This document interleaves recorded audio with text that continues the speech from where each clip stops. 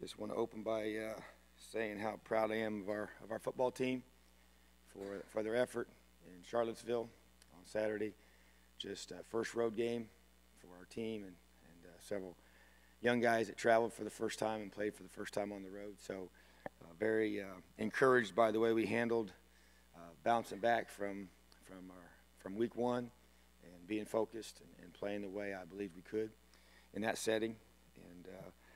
And experienced some adversity, which is part of the growth process of your team, and really excited how we responded to that, and having to buckle down and in the first half, especially first quarter, defense having to really set the tone and be in a tough position of just staying with it, and keeping them, and our offense got rolling in the second quarter. So really pleased with our total team effort. Offense, defense, and special teams all played a big role.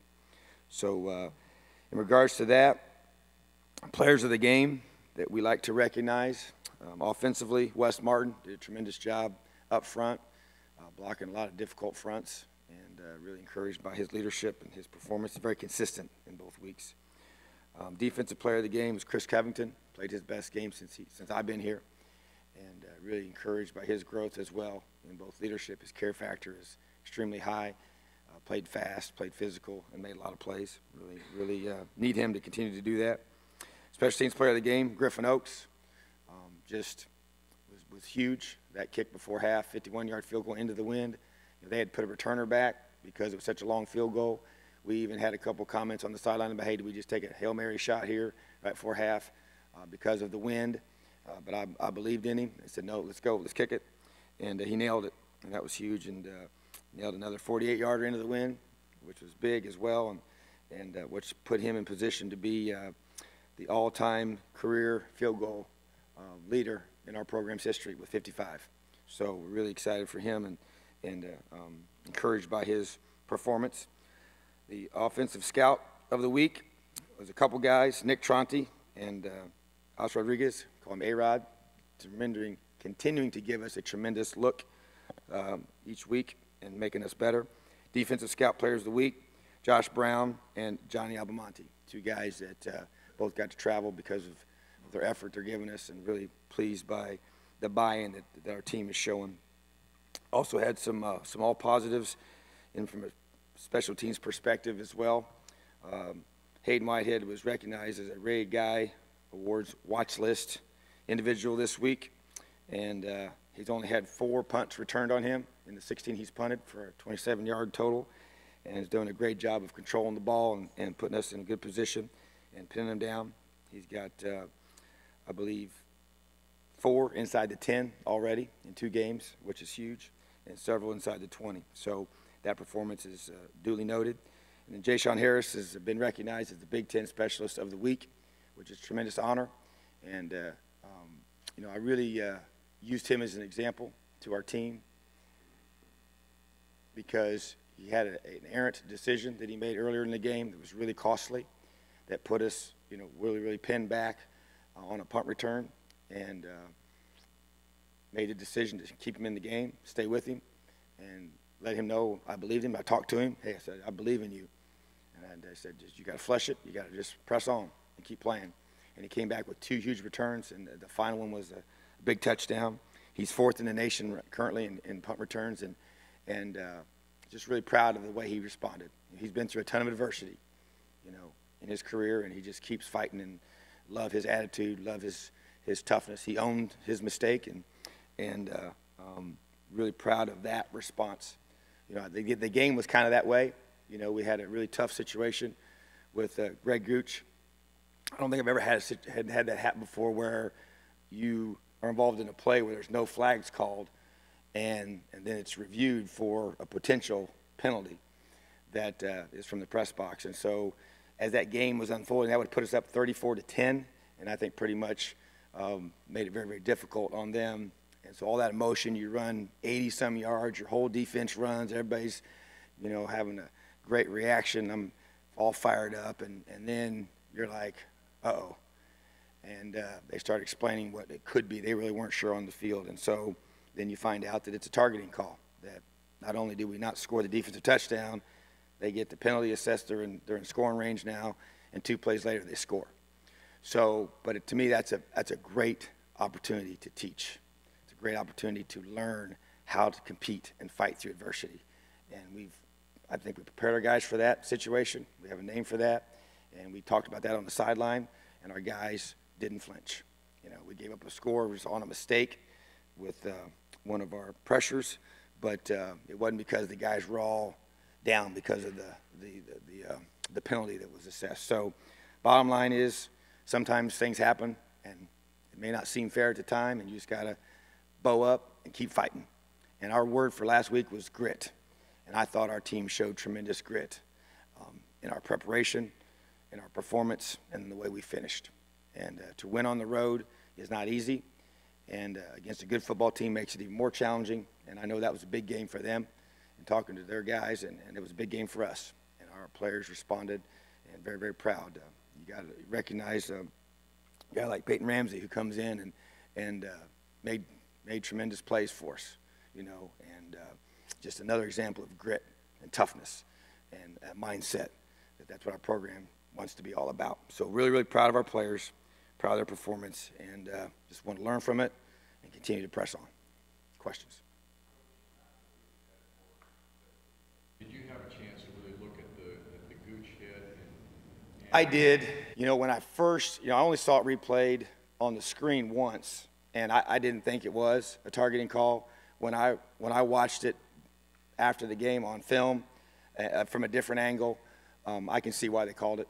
I do. It's unfortunate. You know, it's one of those situations where, with the way the rules are written now and the way it's structured for player safety, that kind of hit, when it goes up through and the crown of your helmet hits, the chin of the quarterback, they're going to call that. I think the initial contact was on the shoulder, but then it drives up in through, and so you get a lot of mixed reaction. A lot of people, commented they thought it was a bad call, and, it really doesn't matter what we think. But I think in the way that they're going to call the game at that position for the quarterback position, that's going to get called, and we just got to learn from it. Lower our target, play with the same aggression, same intensity, same toughness.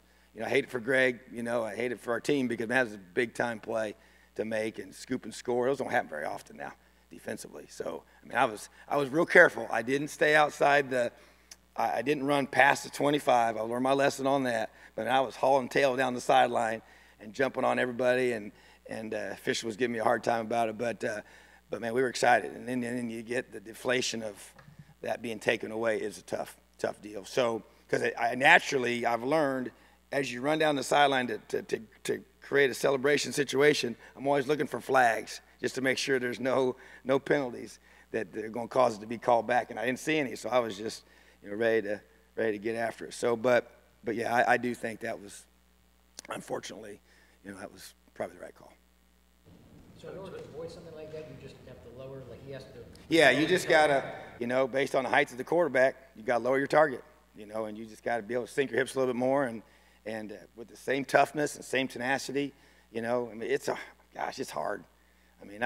That's not one of those penalties where you get on a kid. I'm not. We had a penalty by another player that I thought was what I call selfish penalty, because it was lack of discipline. We shoved the quarterback late and lost another takeaway.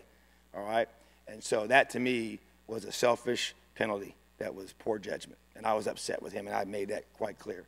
And so, but with a guy like Greg, it's an act of aggression. You just got to lower your target. It's hard. It's tough. With Hayden, how hard of an adjustment was it for him adjusting to American football, and how hard did he work to not only adjust but to find this early success? Oh, he's one of the hardest working specialists I've ever been around. Matter of fact, we have to hold him back. If he doesn't have the kind of day he wants, you'll watch him. He'll be out here practicing at night when I had to go out there and say, you've kicked enough. He's just a very, very hardworking young man. I'm sure it's an adjustment. The kicking part wasn't. But the thing that they have to adjust to, because this is the second one that I've recruited and signed, and they have to get used to people running at them and having the reality that they might hit you. That's what they're not used to in the way that they've been trained. And so just getting them used to being in the, handling that pressure. So we've been working hard on that all spring and in the summer for what we could do with that. And then in this fall camp, just to handle everything. As I'm running towards you, you're running to me.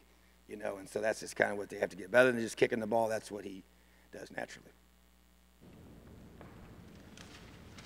With quarterbacks, how do you juggle snaps now? I mean, is it kind of based on feel, or do you kind of go? Yeah, I think it's on field. You know, I think we got two good quarterbacks that have two different skill sets that I like, and I know as a defensive coach, you know, you listen to Coach Mendenhall's comments after the game. I mean, it threw him a curveball, you know, and they were expecting one thing and got another, and had schemed accordingly. So I just know that when you have two individuals at a certain position, especially that position that can play at a high level, you know, that's where we want to be. You know, and you got to have two quarterbacks or three quarterbacks to play a season long, and I'm excited that we have two that have proven they can make plays at a high level. So we want those guys to compete, and we'll make those decisions as it comes. But the bottom line is they're both going to play. Tom, when you make that, do you kind of go with the hot hand, like, you know? I think so. Rich gets too serious, and then. Yeah, I mean, I think it's a gut feel for sure. But I'm just telling you, when you have the ability to, whether it's change pace, change scheme, change things that force him, whether it's a running back that brings a certain skill set and you bring another guy in and he brings a different type of running style, type of, you know, skill set that he can do, things that he does well that maybe the other guy doesn't do as well. I think that it forces them to be able to prepare for both, and that's hard to do sometimes, you know. So I just feel like that, you know, we just got to go with our gut, prepare them to play at a high level, and to see how the game plays itself out. A little bit about Saturday, you like Rich's response to all of that, but last year he talked about how much Xander helped him through the rotation. Now he's kind of that guy who's more experienced, more seasoned. When you are maybe playing two and you've got one guy who's younger, what do you need out of Rich in terms of maybe helping Peyton? Yeah, I think you need what you saw, and that was being a great teammate, cheering him on, not going over and feeling sorry for yourself when you're not in the game. When he comes off, you're helping him, you're coaching him, you're encouraging him, you're helping him, you know, the things he's seeing, you know, because you guys have trained all week to prepare to play. And I think that's one of the foundational components of our program is LEO. And part of LEO is I don't care who gets the credit. And we say that from the very beginning. I've said that from the first time I got here. And that truly is LEO lived out, is that right there. And so I was really proud to see him respond that way, because that's not easy. It's easy to say it. It's hard to live it out. And truly making it not about you. That's the other part that you hear me say a lot of LEO.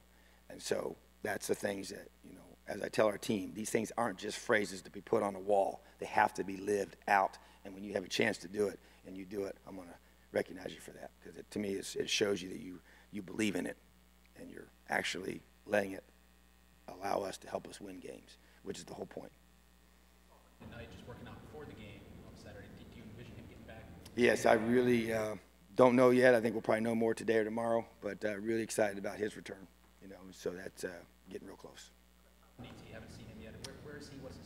Yeah, just trying to bring him along. You know, he had an injury during fall camp that he missed a lot of time with, and so getting him back in shape, getting back where he needs to be able to help this football team. So he's working through that right now. Tom, what about Florida International in terms of what you see now? Yeah, you know, it's a team that we've played now the last couple of years. So unusual to play a non-conference team 3 years in a row. And so same quarterback that they've had, so familiar with him. A couple of same receivers, same tailback from a offensive perspective. Some same personnel on defense. New coaching staff for sure. So you got a difference in overall scheme. But the thing I already reminded our players of very quickly was the fact that for the last 2 seasons in a row, they have had the lead to start the fourth quarter in both games. So they're a football team that has talent. They're a football team that has toughness and a lot of pride in what they do. Coach Davis is the new head coach there, has a tremendous amount of experience at all levels and a lot of great success at the collegiate and NFL level. So know him and respect him for what he's done on the field, and so they'll be ready. And they'll have a great plan. They'll do a great job coaching their guys. And they've had some adversity. You talk about what's going on in Florida, and I've spent, 6 years of my coaching career in the state of Florida. And a lot of close friends down there, obviously University of South Florida most recently, and friends there as well, and players, coaches, recruits that were young men were recruiting, players on our team, a lot of young men affected by what's going on right now. So our thoughts and prayers are with them at this time. And so they're dealing with all that as a team. They were in Birmingham, playing their game this past weekend, and they've been displaced because of that. So just they got a lot going on. So our thoughts and prayers are with them, and we're trying to do everything we can to help them, support them, and be thinking of them for sure. Is there no chance that this game could be canceled? That's out of other people's hands. I mean, there's been games canceled last weekend, and I don't know what's going to happen this weekend. I don't think anybody knows right now. Obviously the intent is we're playing the game, but I don't even think they know the damage. I know last night, just from my personal experience with our friends down there, we were on the phone with them up to 1 in the morning, checking on them, and they've kind of been hunkered down. They really weren't sure. I've been gotten some messages this morning from our close friends down in that area to say that they're okay, and which is great, but a lot of damage, So I don't think anybody knows really what's going on at this point, but the plan is to play the game. You spoke after the game the other day just about Peyton and just his approach during the spring. Oh, yeah. Stuff. Being a coach's son, do you notice that he just goes about things a certain way that are just different from other guys? I think he does, and I think that's we've talked about as a coaching staff, when you recruit coaches' kids, they have a different mindset, just being raised around it and understanding certain things. And some kids, it's just their personality. He has a competitive toughness to him that is pretty special, I think, and just a physical toughness, a mental toughness that has shown out to me in certain situations as a young player since he's been here. And so that's the qualities you want. I mean, you want that in all your guys, but especially your leaders. And so that's why it didn't really surprise me. He thrust into a situation there. He never seemed rattled or fazed at all. He just played football, ran the offense, So that's the kind of even-keeled, tough kind of guy you want. So I really was impressed with that, So hats off to him. You talked a little bit about Saturday. You've talked about it before, but as you watch film, how do you feel Morgan graded out, particularly with those second-half carries that he got? He's showing on game day what I saw during practice, and he has the ability to great vision, and when he puts his foot in the ground, he got some tough yards, some critical times that I thought was big time for us. The ability to run the football late in the game, to eat the clock up, and we did a great job of controlling the clock. Even that drive where we did not score, we got the ball down to the 3, and that was a huge drive for us in eating up clock and taking the game out of their hands. And so, but you got to run the ball to do that. And so Morgan in that series was, ball security was great for him, and I just all those little things you're looking for, understanding what we need on certain calls, not trying to get more than you need, just get what you need, keep those chains moving. So I thought he showed some maturity in how he ran the ball, and but some guys just have that ability to put that foot in the ground and get downhill, and he does that naturally. So been a pleasant surprise for sure during fall camp, and now he's showing it on game day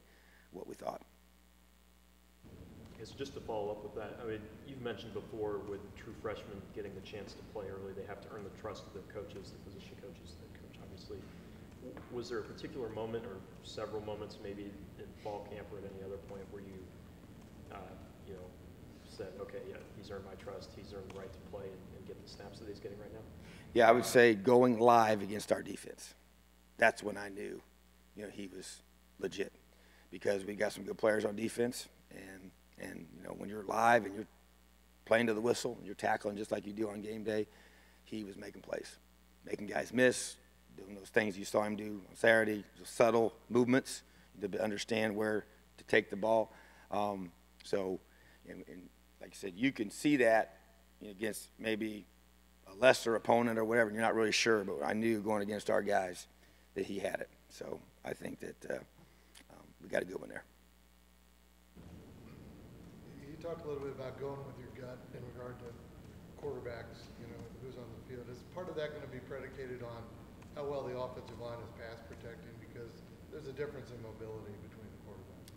There is, and I think just, what they're what they feel they need to do, talking about they as in the opponent in their scheme. You know, you kind of saw what Virginia's plan was.